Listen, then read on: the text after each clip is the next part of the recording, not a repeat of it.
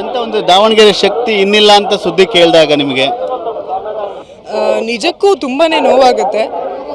But ಸಂಪೂರ್ಣವಾದ ಬದುಕನ್ನ ಬದುಕಿದ್ದಾರೆ. ಅವ್ರ ಬದುಕು ನೂರಾರು ಜನಕ್ಕೆ ಆದರ್ಶ ಆಗಿದೆ.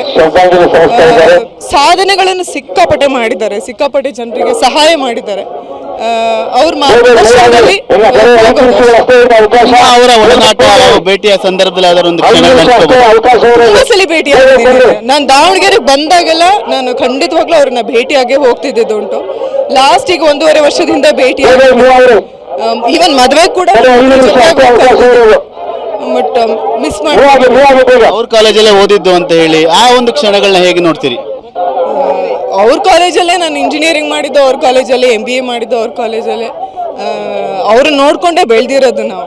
ಅಸಂಖ್ಯಾತ ವಿದ್ಯಾರ್ಥಿಗಳನ್ನ ವಿದ್ಯಾವಂತರಾಗಿ ಮಾಡಿರುವಂತ ಒಂದು ಎಜುಕೇಶನ್ ಸಂಸ್ಥೆ ಮಾಲೀಕರಾದವರು, ಹುಟ್ಟಾಕುವಂತವ್ರು ಇವತ್ತವರಿಲ್ಲ. ಅದನ್ನೇ ಹೇಳಿದ್ದು, ದಾವಣಗೆರೆನ ನಾವು ಎಜುಕೇಶನಲ್ ಹಬ್ ಅಂತ ಹೇಳ್ತೀವಿ ಬಿಕಾಸ್ ಆಫ್ ಅಪ್ಪಾಜಿ. ಭಾವುಕರಾಗಿದ್ದೀರಿ ಇನ್ನು. ಹೌದು ಹೌದು, ಅಂದ್ರೆ ಇದೇ ಊರು, ಅವ್ರನ್ನ ನೋಡ್ಕೊಂಡೇ ಬೆಳೆದಿರೋದು.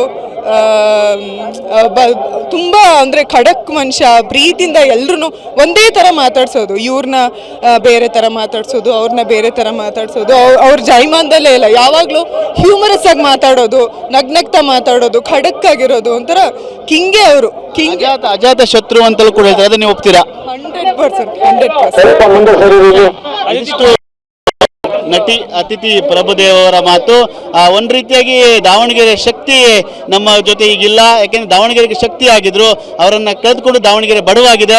ಅವರ ಕಾಲೇಜಲ್ಲಿ ನಾನು ವಿದ್ಯಾಭ್ಯಾಸವನ್ನು ಕೂಡ ಮಾಡಿದ್ದು ಅನ್ನೋ ಮಾತನ್ನು, ಮತ್ತೆ ಕಾಲೇಜ್ ಡೇಸ್ ಮತ್ತೆ ಅವ್ರ ಜೊತೆ ಶಾಮನೂರು ಶಿವಶಂಕರಪ್ಪ ಅವರನ್ನ ಭೇಟಿ ಮಾಡಿದ ಕ್ಷಣಗಳನ್ನ ವಿಚಾರನ ಅತಿಥಿ ಪ್ರಭುದೇವರು TV9 ಜೊತೆ ಮೆಲ್ಕು ಹಾಕಿದ್ದು. ಕ್ಯಾಮರಾಮನ್ ಮಂಜು ಜೊತೆ ಸುನಿಲ್, TV9 ದಾವಣಗೆರೆ.